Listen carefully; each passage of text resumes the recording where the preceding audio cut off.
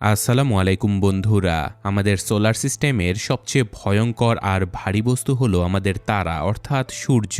আর একদিন এই সূর্যের পৃষ্ঠেই ঘটে যায় এক ভয়াবহ বিস্ফোরণ। সেই বিস্ফোরণের তীব্রতা এতটাই বেশি ছিল যে পুরো সৌরজগতে ছড়িয়ে পড়ে এক সৌরঝড়। আর এই ভয়ঙ্কর সোলার ফ্লেয়ারের কারণে পৃথিবী খুবই বাজেভাবে ধ্বংস হয়ে যায়। তো আজকে আমরা দেখব যে এই মহা বিপর্যয়ের পরে মানুষেরা আবার কিভাবে বাঁচার লড়াই শুরু করে। গল্পের শুরুতেই আমরা জানতে পারি যে পৃথিবী ধ্বংস হওয়ার আগে জেক নামের এই লোকটা ছিল দুনিয়ার সবচেয়ে বড় ট্রেজার হান্টার। যে কোনো পুরনো বা বছরের পর বছর ধরে হারিয়ে যাওয়া জিনিস কোনো না কোনোভাবে জেক ঠিকই খুঁজে বের করে ফেলতো। এছাড়াও পানির নিচে গুপ্তধন খুঁজতে তার সবচেয়ে বেশি ভালো লাগে। সে শুধুমাত্র নিজের মর্জি মাফিক চলে, অন্য কারো ইশারায় সে নাচতে একদমই পছন্দ করে না। তারপর একদিন এক ভয়ঙ্কর সোলার ফ্লেয়ার বা সৌরঝড় আমাদের এই পুরো পৃথিবীর সকল টেকনোলজি ধ্বংস করে ফেলে। এক ঝটকাতেই বিদ্যুতে চলা সকল জিনিসপত্রগুলো নষ্ট হয়ে যায়, যার কারণে লাখ লাখ মানুষের চাকরি চলে যায়, চারিদিকে হুলস্থুল পড়ে যায়, বড় বড় দেশের সরকার পড়ে যায়, আর বিভিন্ন জায়গাতে অনেক ধনী লোকেরা রাজত্ব করতে শুরু করে, কারণ তাদের কাছে পর্যাপ্ত পরিমাণে বন্দুক আর সেই বন্দুকগুলো চালানোর মতো অনেক মানুষও ছিল। তো ধীরে ধীরে বড় বড় শহরে মানুষেরা রীতিমতো না খেতে পেয়ে মরতে শুরু করে। কিছু অত্যন্ত দামি জিনিসপত্র ছাড়া টাকা পয়সা থাকা না থাকা একেবারে অর্থহীন হয়ে যায়। সেই সোলার ফ্লেয়ারের কারণে রেডিয়েশন ছড়িয়ে বিভিন্ন ধরনের রোগবালাই চারিদিকে ছড়িয়ে পড়ে, আর সেগুলোর কোনো চিকিৎসা ছিল না বলে হাসপাতালগুলোও ধীরে ধীরে বন্ধ হয়ে যায়। এছাড়া ওষুধ তৈরির মেশিনগুলো ততদিনে নষ্ট হয়ে যায়। আর এই ঘটনার ৬ বছর পরে আমরা জেককে ইংল্যান্ডে দেখতে পাই। সে এখনও একজন ট্রেজার হান্টার তথা গুপ্তধনের খোঁজকারী হিসেবেই কাজ করে চলেছে। সে খুবই সাবধানে একটা এলাকাতে চলে যায়। কিছুক্ষণ সে আশেপাশে ভালোভাবে পর্যবেক্ষণ করে, আর তারপর একটা হোটেলের ভেতরে ঢুকে সিঁড়ি বেয়ে পেন্ট হাউস পর্যন্ত পৌঁছে যায়। সেখানে একটা বিশাল বইয়ের তাক ছিল, সেটাকে সে খুবই মনোযোগ দিয়ে দেখে, আর তার পেছনে একটা গোপন ঘরও সে খুঁজে পায়। জেক সাথে সাথে ছোট ছোট বোমা ফিট করে আর সেই স্টিলের দরজাটা উড়িয়ে দেয়। সেখানে একটা সিন্দুকও আছে, যেটা খোলার জন্য কিপ্যাড আর পাসওয়ার্ড দরকার। এখানে জেক ওই চাবির উপরে আঙুলের ছাপগুলো দেখে আর নিজের নোটবুকে সকল অক্ষরগুলো লিখে নিয়ে তারপর বিভিন্নভাবে অ্যানালাইজ করে সঠিক পাসওয়ার্ডটা আন্দাজ করে ফেলে। এখন সিন্দুক খোলার পরে সে পুরনো কিছু মিউজিক রেকর্ড দেখতে পায়। সে ওই রেকর্ডটাই বাজায় যেটার নাম ছিল পাসওয়ার্ড। তো মিউজিক বাজতে শুরু করতেই আরেকটা গোপন সিন্দুক খুলে যায়, যার পর জেক তার ভেতর থেকে অনেক দামি একটা বেহালা বের করে আনে। কিন্তু ঠিক তখনই পুলিশের ইউনিফর্ম পরা কিছু গুন্ডা ভেতরে ঢুকে পড়ে আর জেকের কাছে ওই বেহালাটা চাইতে থাকে। জেক সরাসরি না করে দেয় আর হুমকি দিয়ে বলে যে এক পাও যদি সামনে এগিয়েছিস তাহলে তোদের একজনও এখান থেকে জ্যান্ত ফিরতে পারবি না। কিন্তু গুন্ডারা তবুও তার উপরে হামলা করে দেয়। জেক সাথে সাথে গুলি চালাতে শুরু করে এবং একে একে সে সবাইকে মারতে থাকে। এখানে জেক পালিয়ে যেতে থাকা একজন গুন্ডার পিঠে ব্লেড ছুঁড়ে মারে, কিন্তু গুন্ডাদের লিডার সেই ব্লেডটা ধরে ফেলে, আর তখনই অদ্ভুতভাবে জেক নিজের মিডল ফিঙ্গার দেখিয়ে তাকে টাটা বাই বাই ইশারা করে দেয়, আর সাথে সাথে ওই ব্লেডের মধ্যে থাকা একটা বোমা ফেটে যায়। বেচারা গুন্ডাদের লিডার ঘটনাস্থলেই মারা যায়। তো মারামারি শেষ করার কিছুক্ষণ পরে জেক একটা বিশাল বড় প্রাসাদে চলে যায়, যেটা এখন একটা ফ্যাক্টরি হয়ে গেছে, আর সেখানে অনেক গার্ডও ছিল। সে ওই বেহালাটা এখানকার একজন ওয়ারলর্ডের অ্যাসিস্ট্যান্টের হাতে তুলে দেয়, আর সেই অ্যাসিস্ট্যান্ট তাকে বলে যে রাজা অগাস্ট তোমাকে আরও একটা কাজ দিতে চায়। জেকের কাছে ব্যাপারটা খুবই অদ্ভুত লাগে যে এই ওয়ারলর্ড নিজেকে রাজা বলে কেন ডাকাচ্ছে। তো যাই হোক, সে এই কাজটা করবে না বলে জানিয়ে দেয়, কারণ এই কাজের জন্য তাকে সমুদ্র পার হয়ে অন্য দেশে যেতে হবে। সেখানে কি অবস্থা সেই ব্যাপারে কেউ জানে না। তো যখন অগাস্ট জানতে পারে যে জেক তার কাজ করতে না করে দিয়েছে, তখন সে তার অ্যাসিস্ট্যান্টকে বলে যে ওকে এমন একটা অফার দাও যা শুনে ও না করতে পারবে না। এরপর জেক নিজের বাড়িতে ফিরে আসে। তার বাড়িতে একটা ভাঙা নৌকা ছিল, আর তার বাড়িতে সে নানান ধরনের ফাঁদও পেতে রেখেছিল, যাতে করে লুকিয়ে লুকিয়ে কেউ তার বাড়িতে ঢোকার চেষ্টা করলে তারা এই ফাঁদে আটকা পড়ে যায়। এইসবের পাশাপাশি জেকের একটা পোষা কুকুরও ছিল, সে তার কুকুরকে খাবারও খাওয়ায়। তারপর সে তার তার সাথে আনা পেমেন্টগুলো চেক করে নেয়, যার ভেতরে অল্প কিছু খাবার, কিছু জিনিসপত্র আর একটা রেকর্ড ছিল। সে ওই রেকর্ডটা বাজায় আর খাবার খেয়ে ড্রিঙ্কস করতে করতে ঘুমিয়ে পড়ে। এখানে রাতের বেলা সে স্বপ্নে দেখতে পায় যে সে একটা নতুন বোট নিয়ে সারা পৃথিবী ঘুরে বেড়াচ্ছে। আর এখন সকালবেলা সে হঠাৎ করে একটা আওয়াজ শুনে ঘুম থেকে জেগে ওঠে। সে বাইরে গিয়ে দেখে যে একজন সৈন্য তার ফাঁদে আটকে উল্টে ঝুলে আছে। সেই সৈন্যটা তাকে বলে যে রাজা তোমার সাথে দেখা করতে চায়, আমি সেটা বলার জন্যই এখানে এসেছিলাম। এই কথা শুনে জেক তাকে ওখান থেকে না নামিয়ে সোজা রাজার সঙ্গে দেখা করতে চলে যায়। সেখানে একটা গোডাউনের ভেতরে অগাস্ট তার সৈন্যদেরকে নিয়ে জেকের জন্যই অপেক্ষা করছিল। জেক আসার সাথে সাথে অগাস্ট তাকে বলে যে দেখো, তুমি প্রথম নও, আমি অনেক লোককে দিয়ে এই কাজটা করানোর চেষ্টা করেছি, কিন্তু তোমার মতো পুরনো জিনিসপত্র খুঁজে বের করার দক্ষতা অন্য কারো মধ্যে নেই। সে আরও বলে যে আমি একটা নতুন সিস্টেম তৈরি করার চেষ্টা করছি যাতে করে পৃথিবীটাকে আবারও কিছুটা স্বাভাবিক করা যেতে পারে। কিন্তু জেক তবুও তার কাজ করার ব্যাপারে কোনো আগ্রহ দেখাচ্ছিল না। তখন অগাস্ট তাকে জানায় যে কাজটা যদি ঠিকঠাক মতো তুমি শেষ করতে পারো তাহলে তোমাকে একটা নতুন বোট দেয়া হবে। সে তাকে আরও বলে যে তুমি তো এটাই চাও তাই না, নৌকাতে করে পুরো দুনিয়া ঘুরতে। আসলে মিশনটা হলো মোনালিসা পেন্টিংটা যেভাবেই হোক খুঁজে তার কাছে পৌঁছে দেয়া। পেন্টিংটাকে কোনো একটা অজানা জায়গায় গোপন একটা বেসমেন্টে রাখা হয়েছে। আসলে প্যারিসের উপরে যখন হামলা হয়েছিল তখন ফ্রান্সের সরকার তাদের পুরনো খাজানা আর সম্পদগুলো সব লুকিয়ে ফেলেছিল। অগাস্ট তাকে বলে যে আমি তোমাকে সব ধরনের সাহায্য করব, তোমার খাবার আর প্রয়োজনীয় সব কিছু আমি দেব। তো এখানে বোট তথা নৌকার লোভে পড়ে জেক রাজি হয়ে যায়। সে তার কুকুরটাকে অগাস্টের অ্যাসিস্ট্যান্টের দায়িত্বে দিয়ে বলে যে আমি যদি ফিরে না আসি তাহলে প্লিজ আমার এই কুকুরটার খেয়াল রেখো। জেক এই মিশনটা খুবই শান্তভাবে শুরু করে, কিন্তু যখনই সে এয়ারপোর্টে পৌঁছায় তখন তার খুবই চিন্তা হতে শুরু করে, কারণ তাদের এই প্লেনটা আগে থেকেই গুলিবিদ্ধ ছিল, অনেক ফুটো ছিল এই প্লেনের গায়ে। অগাস্ট এখানে জেককে ম্যাপ দেখিয়ে পুরো রাস্তা বুঝিয়ে দিয়েছিল যে কোথায় কোথায় শত্রু রয়েছে আর কোথায় কোথায় শান্তি রয়েছে, সব কিছুই তাকে জানিয়ে দেয়। অগাস্ট এটাও জানায় যে প্যারিস শহরের সেন্টারে আমার একজন লোক তোমার সাথে দেখা করবে, ব্যাস ওই পর্যন্ত তোমাকে পৌঁছাতে হবে, এরপর সেই তোমাকে গাইড করবে। অগাস্ট বলে যে যেই মুহূর্তে তুমি মোনালিসা পেন্টিংটা পেয়ে যাবে তার 3 ঘন্টার মধ্যে আমি তোমাকে প্যারিস থেকে বের করে এখানে আনার ব্যবস্থা করে ফেলবো। যাই হোক, সন্ধেবেলায় জেক প্লেনে উঠে পড়ে আর তাদের মিশনটা শুরু হয়ে যায়। কিন্তু এখানে পাইলটটা বেশ কম বয়সী ছিল আর সে জেককে বলতে থাকে যে সব কিছুই ঠিক আছে, একদম কোনো চিন্তা করো না। কিন্তু জেক তাকে দেখেই বুঝতে পারে যে এই প্লেনের ভেতরে কোনো সমস্যা তো আছেই, আর তাছাড়াও এই পাইলট ঠিকভাবে প্লেনটা চালাতেও পারছে না। তো এইসব ভাবতে ভাবতে সেই পাইলটটা তাকে বলে যে দেখো ভাই, আমাদের ফুয়েল ট্যাঙ্কটা একটু লিক হয়ে গেছে, তাই রাস্তার মধ্যে আমাদের প্যারাশুট নিয়ে আকাশ থেকে ঝাঁপ দিতে হবে। এটা শুনে বেচারা জেক খুবই ভয় পেয়ে যায়। সে বলে যে ভাই দেখ, আমি আগে কখনোই প্যারাশুট নিয়ে আকাশ থেকে ঝাঁপ দেইনি, এটাকে কিভাবে অপারেট করে। কিন্তু পাইলট প্রচণ্ড ব্যস্ত ছিল বলে সে জেককে কোনো সাহায্য করতে পারে না। তো কিছুক্ষণ পরে এইসব চিন্তাভাবনা ছেড়ে জেক প্লেনের ভেতরেই ঘুমিয়ে পড়ে। আর সে একটা স্বপ্ন দেখতে পায় যে সে আবারও একটা নৌকাতে ছিল, আর এবার সেই নৌকাতে তার সাথে একটা মেয়েও ছিল। কিন্তু হঠাৎ করে প্লেনটা জোরে জোরে কাঁপতে শুরু করে আর জেকের ঘুমও ভেঙে যায়। আসলে তাদের উপরে ততক্ষণে হামলা শুরু হয়ে গেছে। পাইলট কোনো রকমে প্লেনটাকে বাঁচানোর চেষ্টা করতে থাকে, কিন্তু সে কোনোভাবেই পারছিল না। তাই সে জেককে বলে যে ভাই, আমাদের প্ল্যানের একটু আগেই প্লেন থেকে ঝাঁপ দিতে হবে। মোটামুটি একটা ঠিকঠাক জায়গা দেখে জেক জলদি প্লেন থেকে লাফ দিয়ে দেয় আর সে সৌভাগ্যবশত প্যারাশুটটা খুলতেও পারে। কিন্তু যখন সে নিচে নামে তখন তার ল্যান্ডিং খুব একটা ভালো হয় না। যাই হোক, এখন সে ধীরে ধীরে সামনের দিকে হাঁটতে শুরু করে, কিন্তু এই এলাকার অবস্থা একেবারেই ভালো ছিল না, কারণ চারিদিকে শুধু আগুন জ্বলছিল। সে দেখতে পায় যে কিছু লোক যারা সেখানকার ওয়ারলর্ডের বিরুদ্ধে লড়াই করছিল তাদেরকে মেরে ঝুলিয়ে রাখা হয়েছে, যাতে করে বাকি সবাই তাদের দেখে ভয় পেতে পারে। তখনই একটা ট্যাঙ্ক বিল্ডিং ভেঙে সেখানে চলে আসে। সেই ট্যাঙ্ক তার উপরে নিশানা লাগাতেই যাচ্ছিল, কিন্তু তার আগে একটা মিসাইল এসে ট্যাঙ্কটাকে উড়িয়ে দেয়। সাথে সাথে কিছু বিদ্রোহী সেখানে চলে আসে আর ট্যাঙ্কের ঢাকনা খুলে ভেতরে গ্রেনেড ছুঁড়ে মারে, যার ফলে ভেতরে থাকা সৈন্যরাও মারা যায়। কিন্তু তারা অদ্ভুতভাবে জেককে কিছুই বলে না, চুপচাপ তারা সেখান থেকে চলে যায়। আসলে এই শহরের ওয়ারলর্ড ভলকভের লোকেরা সাধারণ মানুষদেরকে ভয় দেখানোর জন্য মাঝে মাঝে এমন মহড়া চালু করত।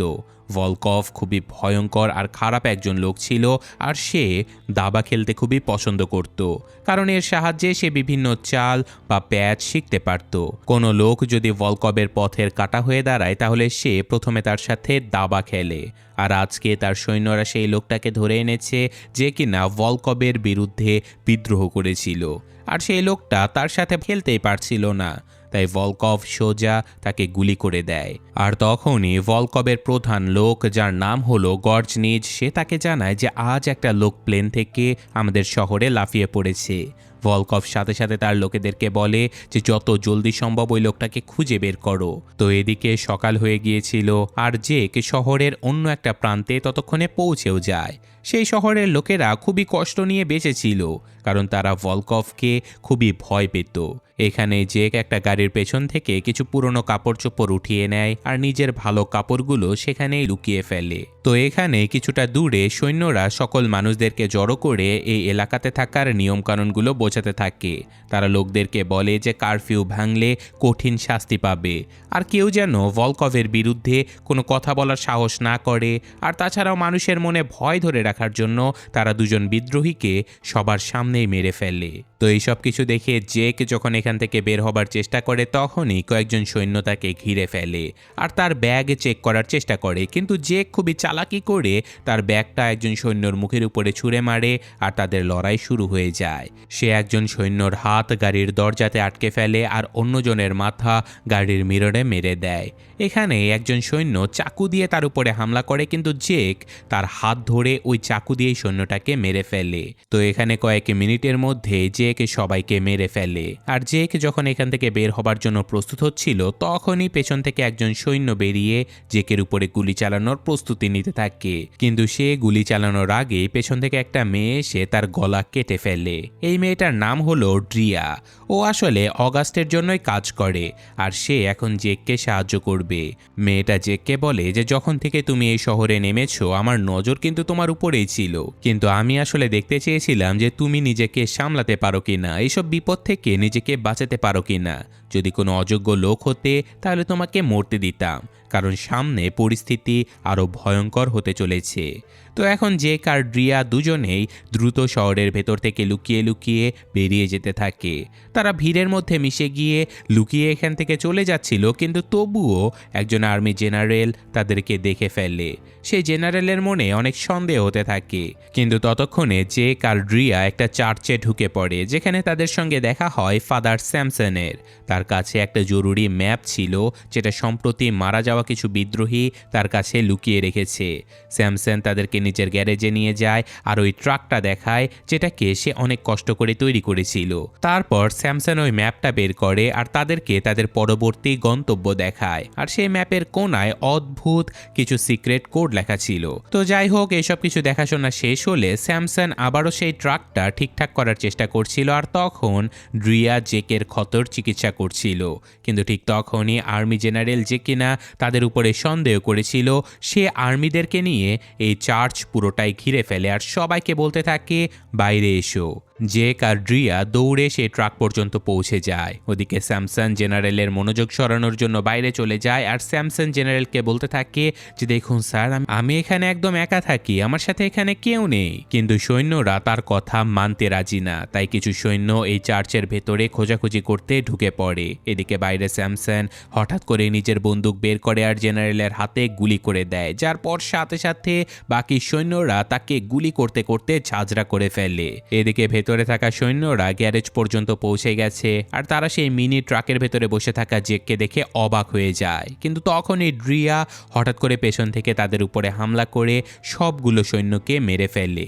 এদিকে বাইরে থাকা সৈন্যরা তখনও স্যামসনের উপরে গুলি চালাচ্ছিল, তাই তারা ভেতরে চলা বন্দুকের আওয়াজ বা সৈন্যদের আত্মচিৎকার কিছুই শুনতে পায় না। কিন্তু যখনই জেক সেই মিনি ট্রাকটা স্টার্ট করে তখনই রেডিও খুবই জোরে জোরে বাজতে শুরু করে আর বাইরের সৈন্যরাও আওয়াজ শুনতে পায়। তখনই জেনারেল ইশারা করে দেয় এই চার্চের উপরে হামলা করতে, তাই সাথে সাথে ট্যাঙ্ক চার্চের উপরে গোলাবর্ষণ করতে থাকে।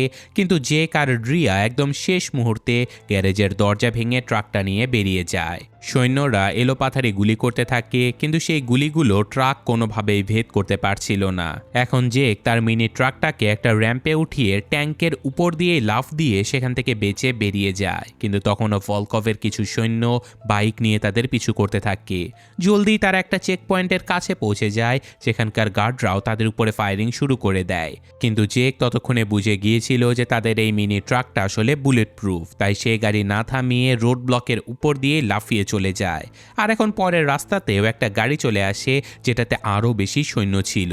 তাই জেক একটা বিল্ডিংয়ের ভেতরে ঢুকে যায়, আর ট্যাঙ্কটা দূর থেকে তাদের উপরে একটা গোলা ছুড়ে দেয়, কিন্তু সেটার নিশানা ঠিক জায়গাতে লাগে না। সেটা গিয়ে অন্য একটা গাড়িতে লাগে, যেটা বিস্ফোরণ হয়ে রাস্তায় পড়ে যায়, আর ওই গাড়ির সাথে ধাক্কা লেগে অনেকগুলো বাইকার সেখানে পড়ে যায়। জেক এখানে একটা ভয়ঙ্কর টার্ন নেয়, আর সেই বিস্ফোরণ থেকে বেঁচে পালিয়ে যেতে সক্ষম হয়। ড্রিয়া বলে যে বাঁচতে হলে আমাদের টানেলের ভেতরে ঢুকতে হবে, তাই তারা দুজন যত দ্রুত সম্ভব গাড়িটা নিয়ে টানেলের ভেতরে চলে যায়। কিন্তু টানেলের ভেতরে ততক্ষণে দুজন বাইকার তাদের পিছু করতে ঢুকে পড়েছিল।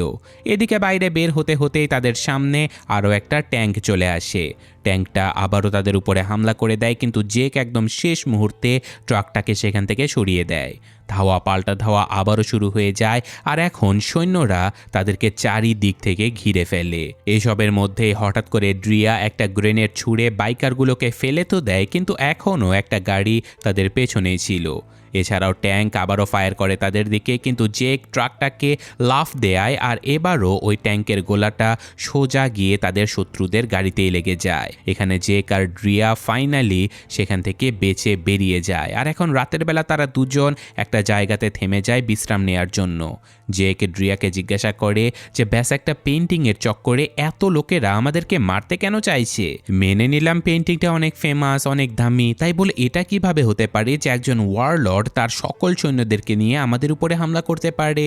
ড্রিয়া তাকে বলে যে আরে ওই পেন্টিংটা তো শুধুমাত্র একটা অজুহাত, আসলে আমাদের ওই সিন্দুকটা খুঁজতে হবে ভলকভের আগে, যাতে ওই সিন্দুক কোনোভাবেই ভলকভের হাতে পড়তে না পারে। ওটার ভেতরে অনেক হাইটেক অস্ত্রের মজুদ রয়েছে, যেটা বিরোধীরা ব্যবহার করতে পারে, তাই ওটা কোনোভাবেই ভলকভের মতো ভয়ঙ্কর মানুষের হাতে পড়তে দেয়া যাবে না। পাশাপাশি সে এটাও বলে যে আমি তো তোমার স্বপ্নের ব্যাপারেও জানি, তুমি প্রতিদিন স্বপ্নে দেখো যে নৌকাতে করে বিশ্বজয় করে ফেলেছ।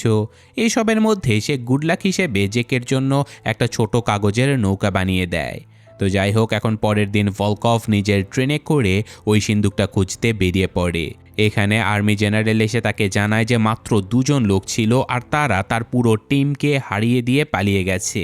এইসব কথা শুনে ভলকভ আর্মি জেনারেলের ব্যর্থতায় রেগে গিয়ে তাকে গুলি করে মেরে ফেলে। ওদিকে জেক আর ড্রিয়া একটা পুরনো বিল্ডিংয়ে পৌঁছে যায়, যেখানে একটা সিন্দুক রয়েছিল। কিন্তু এখানেই কিছু একটা দেখে ড্রিয়া প্রচণ্ড ভয় পেয়ে যায়, কারণ এই এলাকাটা পুরোটাই র্যাটসদের দখলে রয়েছে। র্যাটস আসলে এমন কিছু কায়েদিদেরকে বলা হতো যারা জেলখানাতে অনেক লম্বা সময় ধরে বন্দী ছিল। আর এই কায়েদিরা এতদিনে এত ভয়ঙ্কর হিংস্র হয়ে গিয়েছিল যে যখন তারা খাবার পেত না, তখন তারা মানুষদেরকে খেতে শুরু করে। আর এখন তারা যে কোনো মানুষকে ধরে আর তাদেরকে মেরে খেয়ে ফেলে। তো যাই হোক, এইসব কথাবার্তার মধ্যেই তারা খেয়াল করে যে তাদের উপরে আগুন দিয়ে হামলা করা হয়েছে, অর্থাৎ কেউ তাদের পিছু করছে। তাই তারা দুজন নিজেদেরকে বাঁচানোর জন্য দৌড়ে একটা ঘরের ভেতরে চলে যায়। এখানে জেক দেখতে পায় যে ঘরের দেয়ালে বেশ রক্ত লাগানো রয়েছে। এছাড়াও সেই সিন্দুকটা খোলা ছিল, আর ততক্ষণে সিন্দুকটা খালিও হয়ে গিয়েছিল। এখানে বারুদের গন্ধ শুকে জেক বুঝতে পারে যে মাত্র কিছু সময় আগে এই সিন্দুকটাকে উড়িয়ে দেওয়া হয়েছে, কারণ এর ভেতর থেকে সব কিছু নিয়ে যাওয়া হয়েছে খুবই নিরাপদভাবে। এদিকে বাইরে থাকা সেই মানুষকে র্যাটসরা দ্রুত গতিতে তাদের দিকে এগিয়ে আসছিল। এখানে ড্রিয়া আর জেক এই বিল্ডিংয়ের ভেতরে দোতলা পর্যন্ত উঠে যায়। সেখানে বন্দুকের গুলির অনেকগুলো খোসা পড়েছিল। জেক হিসেব করে দেখতে পায় যে এখানকার লোকেরা আসলে শেষ পর্যন্ত লড়াই করেছিল এই সিন্দুকটাকে বাঁচানোর জন্য। এছাড়াও মেইন অফিসে গেলে তারা একটা পুরনো ক্যাবিনেট দেখতে পায়, যার পেছনে একটা নকল দেয়াল ছিল। আর সেই দেয়ালের ভেতরে একটা নোটবুক লুকানো ছিল, আর সেই নোটবুকে ফ্রেঞ্চ ভাষায় কিছু একটা লেখা ছিল, কিন্তু জেক তো ফ্রেঞ্চ ভাষা পারতো না, তাই ড্রিয়া ওই নোটগুলো জেকের জন্য ইংরেজিতে ট্রান্সলেট করে দেয়। আসলে ওই নোটবুকে সিন্দুকের ব্যাপারে বেশ কিছু গুরুত্বপূর্ণ তথ্য ছিল, আর তাছাড়াও ম্যাপে সেই সিন্দুকের লোকেশনের বেশ কিছু কোঅর্ডিনেটসও ছিল। কিন্তু জেকের কাছে ওই কোঅর্ডিনেটসগুলোকে নিয়ে একটু সন্দেহ হয়। সে বলে যে এখানে থাকা লোকগুলো ওই সিন্দুকটাকে বাঁচানোর জন্য প্রাণপণ লড়াই করেছিল, ওরা হয়তো মারাও গেছে, তাহলে ওরা এত সহজে সেই সিন্দুকের ব্যাপারে এত কিছু তো বলে দেবে, এটা হতেই পারে না। তাই জেক নিজে থেকে ম্যাপ ব্যবহার করে আসল জায়গাটা খুঁজে বের করার চেষ্টা করতে থাকে। কিন্তু ততক্ষণে র্যাটসরা এই বিল্ডিংয়ে ঢুকে পড়ে। রিয়া বলে যে যত জলদি সম্ভব আমাদেরকে এখান থেকে পালাতে হবে, কিন্তু জেক বলে যে ম্যাপ থেকে সঠিক জায়গা বের না করা পর্যন্ত আমরা এখান থেকে যেতে পারবো না। আর কিছুক্ষণের মধ্যেই সে সঠিক জায়গাটার নাম ডিকোড করেও ফেলে। সে জায়গাটার নাম ছিল সেন্টার হফ। রিয়া জানায় যে আরে সেন্টার হফ তো একটা বিখ্যাত প্রাসাদের নাম। সে ওই জায়গাটা জেককে দেখিয়ে দেয় ম্যাপের ভেতরে। ওদিকে র্যাটসরা সবাই দ্রুত সিঁড়ি দিয়ে উপরে আসছিল, কিন্তু এতক্ষণে জেক আর রিয়া জানালা দিয়ে বাইরে পালিয়ে যায়। জেক যাবার আগে ওই ঘরের দরজার হ্যান্ডেলে একটা গ্রেনেড রেখে দিয়েছিল, তাই যখনই র্যাটসরা ওই ঘরের দরজা খোলে তখনই এক ভয়ঙ্কর বিস্ফোরণে তারা সবাই সেখানে মারা যায়। আর এদিকে ট্রাকে ফিরে গিয়ে ড্রিয়া ভলকবের বিরুদ্ধে বিদ্রোহ করা লোকেদেরকে ফোন করে আর বলে যে সেন্টার হফে গিয়ে আমাদের সঙ্গে দেখা করো, আমরা ওখানেই যাচ্ছি। কিছুক্ষণ পর ভলকভ নিজের ট্রেনে করে ওই জায়গাতে পৌঁছে যায়। সে রাস্তার মধ্যে মিনি ট্রাকের টায়ারের দাগ দেখতে পায়, আর সে ওই দাগগুলো ধরে সেখানে পৌঁছে যায় যেখানে জেক আর ড্রিয়া ওই দুর্গটাকে খুঁজে বের করেছিল। সেখানে গর্জনিজ ওই একই নোটবুকটা খুঁজে পায় যার ভেতরে কোঅর্ডিনেটসগুলো লেখা ছিল। কিন্তু ভলকভও বোঝার চেষ্টা করে যে ওরা দুজন এখানে আসলে করেছিলটা কি, তাই সে ইউভি ল্যাম্পের সাহায্যে ড্রিয়ার ফিঙ্গারপ্রিন্টগুলো দেখে ফেলে। কারণ যদি কেউ ম্যাপের মধ্যে কোনো জায়গা খুঁজে পায় তাহলে সে ওটার উপরে হাত তো অবশ্যই লাগাবে। আর সে ফিঙ্গারপ্রিন্ট দেখেই বুঝে যায় যে ওরা দুজন আসলে সেন্টার হফকেই খুঁজে বের করেছে, আর হয়তো ওখানে কিছু রয়েছে। তো যাই হোক, এখানে একটা মানুষ খেকো কায়েদি তখনও বেঁচে ছিল, আর ভলকভ তাকে ধন্যবাদ জানিয়ে সেখানে গুলি করে দেয়। তো শেষমেশ জেক আর ড্রিয়া সেই সেন্টার হফে পৌঁছে যায়। ড্রিয়া গেটের তালা কেটে ভেতরে ঢোকার জন্য রাস্তা তৈরি করে ফেলে। আর এখন মেইন বিল্ডিং পর্যন্ত পৌঁছে জেকের কিছু একটা অদ্ভুত মনে হতে থাকে, কারণ সেখানে কোনো সিকিউরিটি গার্ড ছিল না, আর ভেতরে কিছু মেশিন তখনও চলমান ছিল। তাই জেক হিসেব করে দেখে যে হয়তো সোলার প্যানেল দিয়ে এইসব কিছু চালানো হচ্ছে। ড্রিয়া নিজে ওই জায়গার ব্লু প্রিন্টটা দেখে বুঝে যায় যে আওয়াজটা আসলে ভল্টের এয়ার ফিল্টার সিস্টেম থেকে আসছে, মানে ওই সিন্দুকটা এখনো বন্ধ রয়েছে আর সেটাকে নিরাপদে রাখার জন্য এই এয়ার ফিল্টার চালু রয়েছে। তো এখানে জেক প্ল্যান বানায় যে যেখান দিয়ে বাতাস যাচ্ছে, অর্থাৎ এয়ার যে দিক দিয়ে ফিল্টার হচ্ছে, ওই সুড়ঙ্গ দিয়ে আমরা ভেতরে যাব। কিন্তু ওটার মাঝখানে একটা বিশাল বড় পাখা ছিল। ড্রিয়া তাকে বলে যে ঠিক আছে, তুমি তাহলে ধীরে ধীরে ওই দিক দিয়ে যাবার চেষ্টা করো, আর আমি ততক্ষণে সোলার প্যানেলগুলো খোঁজার চেষ্টা করি যাতে করে সেগুলোকে ধ্বংস করে দিয়ে ওই পাখাটা বন্ধ করে দিতে পারি।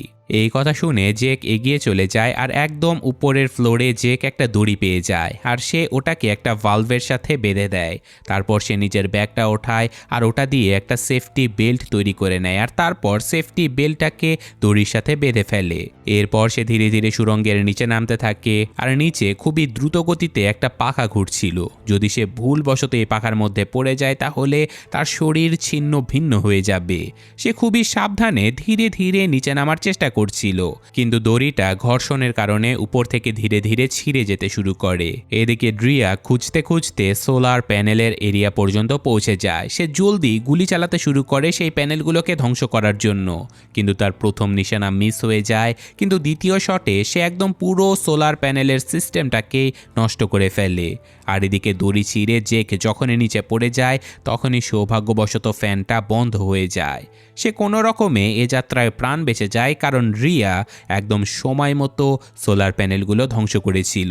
এদিকে জেক নিচে পড়ার পরে খেয়াল করে যে এই পুরো ডাক্টের ভেতরে পানি ভরে রাখা ছিল। সে জোরে জোরে নিঃশ্বাস নেয় আর গায়ের সকল শক্তি দিয়ে সাঁতরে এই ডাক্ট পার করার চেষ্টা করে। কিন্তু সে ডাক্টের ভেতর দিয়ে উপরে যাবার রাস্তা পর্যন্ত পৌঁছে তো যায় ঠিকই, কিন্তু এই রাস্তাতে যাবার দরজাটা একেবারেই বন্ধ ছিল। তাই জেক ওটাকে ভাঙার জন্য প্রাণপণে চেষ্টা করতে থাকে। খুবই কষ্টে মুহূর্তে সে ওই দরজাটাকে ভেঙে বাইরে বেরিয়ে আসে। এখন জেক পুরোপুরিভাবে সিন্দুকের ভেতরে পৌঁছে যায়। সে ভেতর থেকে দরজাটা খুলে দেয় যাতে করে ড্রিয়া এই সিন্দুকের ভেতরে আসতে পারে।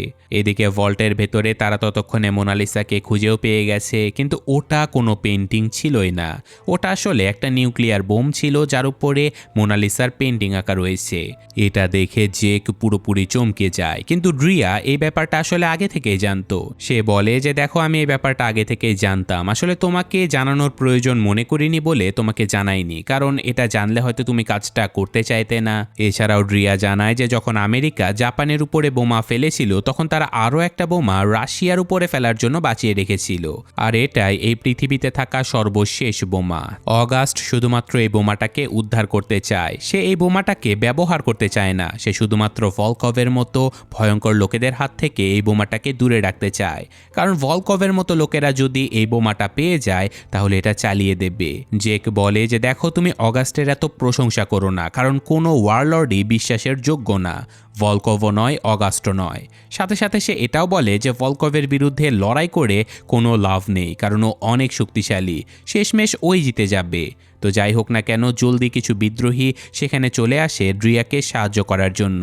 কিন্তু এখন জেক বলতে থাকে যে ঠিক আছে, তাহলে বাকি কাজ তোমরাই করে নাও, আমি আর তোমাদের সাথে থাকতে চাই না, আমি এখান থেকে চলে যাচ্ছি, আমি এসব কাজের অংশ হতেই চাই না। এটা বলে সে ট্রাকে বসে সেখান থেকে বেরিয়ে চলে যায়। এদিকে কিছুক্ষণ পর ভলকভের ট্রেন সেন্টার হফে পৌঁছে যায়, আর তার সৈন্যরা এলো পাথারি ব্রাশ ফায়ারিং শুরু করে দেয়। বিদ্রোহীরা সৈন্যদেরকে থামানোর অনেক চেষ্টা করে, কিন্তু সৈন্যরা তাদের সবাইকেই মেরে ফেলে। এছাড়াও গর্জনিজ নিজের মিসাইল দিয়ে হামলা করে সেই ট্রাকটাকে উড়িয়ে দেয়, যেটার মাধ্যমে তারা বোমাটাকে এখান থেকে নিয়ে যেতে চেয়েছিল।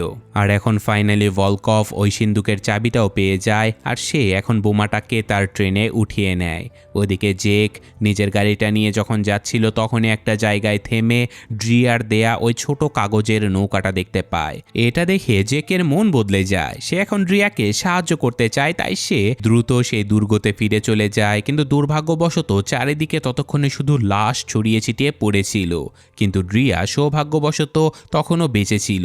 জেক জলদি ড্রিয়ার কাছে চলে যায় আর তার ক্ষতগুলো বেঁধে দিতে থাকে। ড্রিয়া বলে যে তুমি ঠিকই বলেছিলে, এসব কিছু করে কোনো লাভ নেই, শেষমেশ ভলকভই জিতে যাবে। কিন্তু এইসব কিছু দেখে ততক্ষণে জেক মনস্থির করে ফেলেছিল যে সে এইসবের প্রতিশোধ নেবে। তাই সে বলে যে এমন কিছুই হবে না, কারণ আমি ভলকভকে আটকাবো, আমরা দুজন একসাথে ওর উপরে হামলা করব, আমরা ওই পুরো ট্রেনটাকেই উড়িয়ে দেব।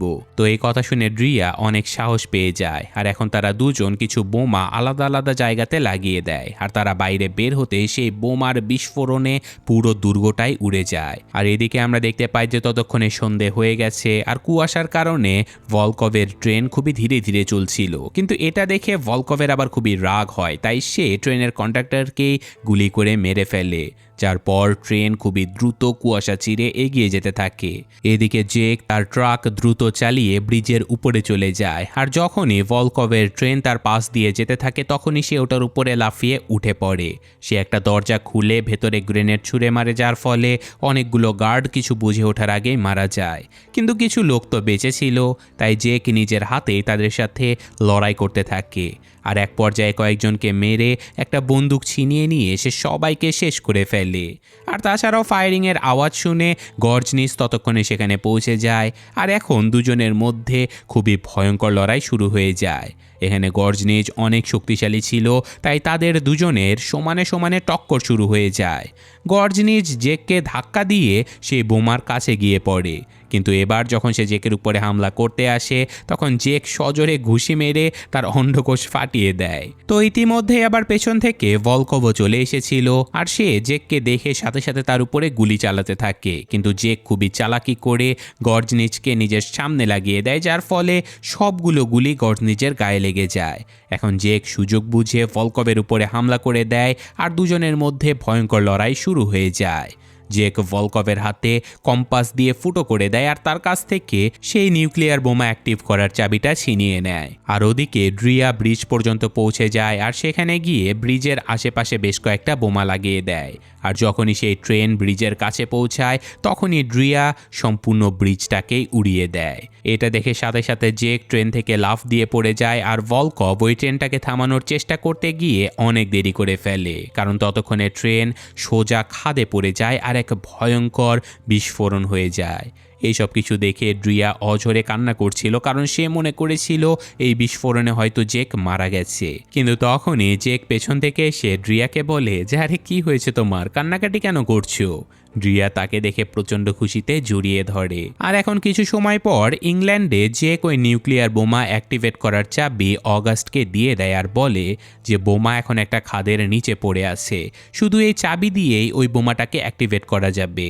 অগাস্ট বলে যে আমার জন্য তাহলে বোমাটা ফেরত নিয়ে এসো, কিন্তু জেক সরাসরি না করে দেয়। সে পরিষ্কার করে বলে যে দেখো আমি আর কোনো মিশন করতে পারবো না। আর তারপর ওয়াদা অনুযায়ী সে নিজের নতুন নৌকাটা নিয়ে সেখান থেকে বেরিয়ে পড়ে।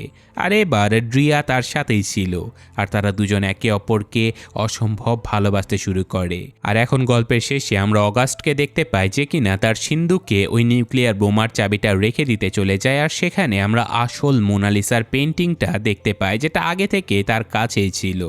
তো এই ঘটনার সাথে সাথে আজকের এই গল্পটা শেষ হয়ে যায়। তো কেমন লাগলো সেটা কমেন্টে জানাবেন। আমি আজকের মতো বিদায় নিচ্ছি, আল্লাহ হাফেজ।